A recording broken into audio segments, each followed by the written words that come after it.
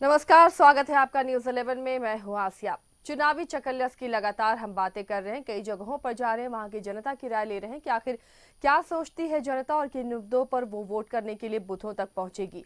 जमशेदपुर के जंग की बात करें तो यहाँ पर चंपाई सोरेन और विद्युत वरण महतो के बीच में सीधा मुकाबला नजर आ रहा है। एनडीए के उम्मीदवार विद्युत वरण महतो, जिन्हें दोबारा बीजेपी ने मौका दिया है, वहीं चंपाई सोरेन महागठबंधन के उम्मीदवार जेएमएम के उम्मीदवार हैं। इन पर भरोसा जताया है जेएमएम ने। तो कैसे दोनों के बीच में मुकाबला रहेगा, ये देखना काफी दिलचस्प होगा। अपने अपने दावे और अपने अपने वादे दोनों पार्टियां कर रही हैं, दोनों प्रत्याशी कर रहे हैं, लेकिन जनता क्या चाहती है, क्या सोचती है, ये जानने की हम कोशिश करेंगे। किस तरह की चुनावी चर्चा का बाजार गर्म है, चुनावी चकल्लस चाय की दुकानों पर कैसी हो रही है, ये जानने की हम कोशिश करेंगे और अपने सहयोगी के पास जाएंगे जैसे ही हमारा संपर्क उनसे जुड़ता है। जमशेदपुर जो कि हॉट सीट है, इस सीट पर जंग काफी दिलचस्प होती रही है। इस बार महागठबंधन जो सीट शेयरिंग फार्मूला था, उसके तहत ये सीट जेएमएम को गई है और जेएमएम ने चंपाई सोरेन पर भरोसा जताया है।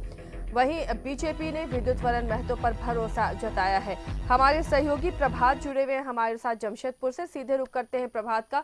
प्रभात, काफी दिलचस्प मुकाबला है और सीधे सीधे आमने सामने की टक्कर नजर आ रही है। क्या वहां की जनता चाहती है, उनसे जानने की कोशिश कीजिए।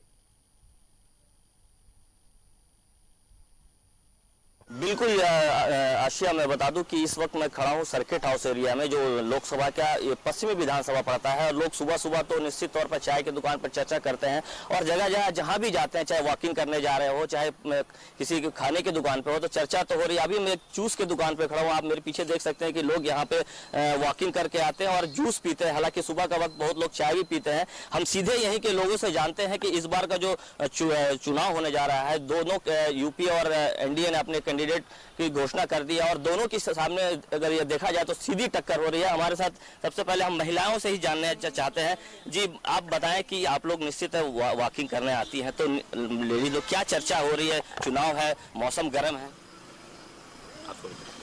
हेलो, बताएं क्या चर्चाएं हो रही, मतलब कैसा आप कैंडिडेट चाहेंगे? नहीं, मोदी जी तो एकदम फिट है, इसलिए कि वो जो सबसे पहली बात कि वो एक लेडी या माँ, बेटी, भाई बहन सबके मन से जुड़ के बात करते हैं। और उनका देखिए, किसी भी एक आदमी को 5 साल का समय काफ़ी नहीं होता है, उसको पूरा वर्ल्ड वाइड आपने देखा कि अभी हमारी इंडिया का नाम पूरे वर्ल्ड में उन्होंने एक सम्मानित कंट्री के रूप में स्थापित किया है। वो अब अभी तक कोई भी राहुल गांधी या कांग्रेस पार्टी जो भी बोली 55 साल 60 साल कोई भी कर नहीं पाए, तो इसलिए उनको एक मौका और देना ही चाहिए। और उन्होंने ऐसा नहीं काम बहुत किया, लेकिन एक आदमी सारा भ्रष्टाचार से लड़ रहे हैं सब, और सारा लोग तो अभी वैसे ही करप्ट ही है।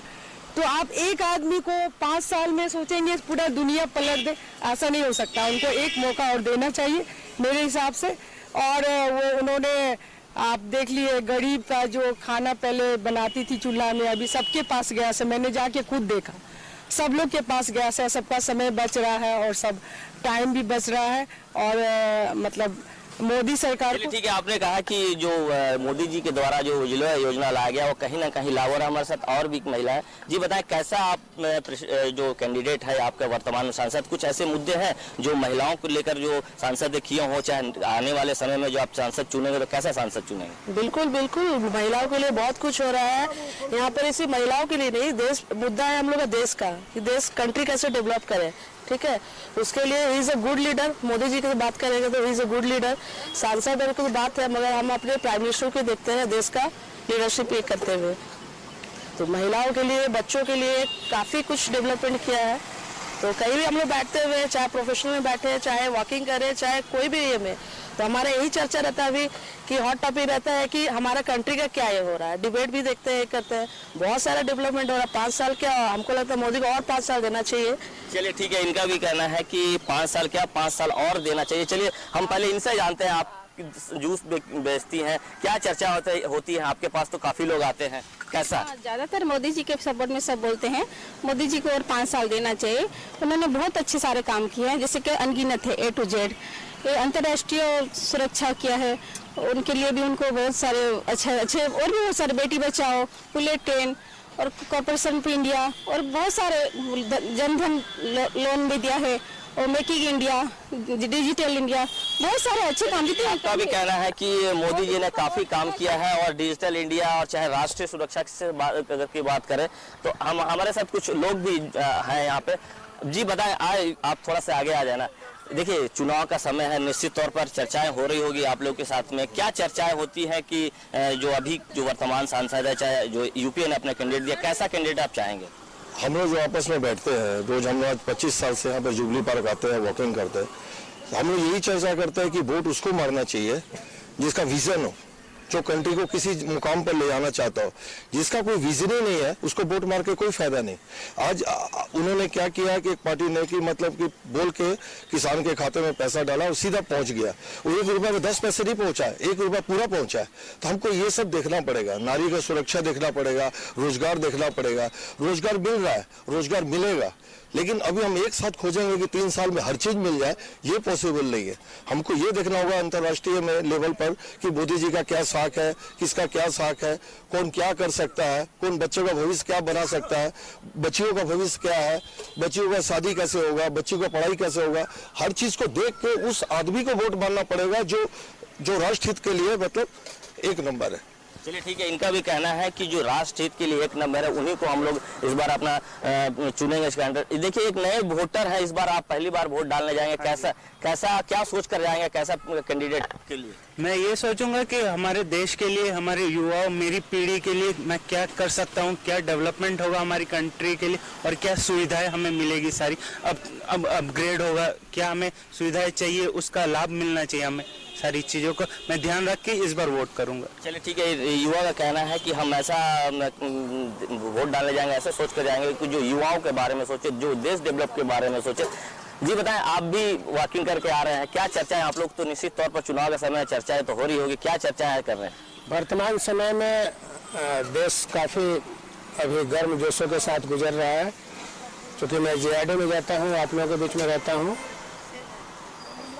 सामान्य तौर पर ये बात आ रही है कि बहुत दिनों के बाद अपने देश को एक अच्छा ओवरऑल सोचने के लिए, विकास करने के लिए एक महापुरुष के रूप में मोदी जी आए हैं।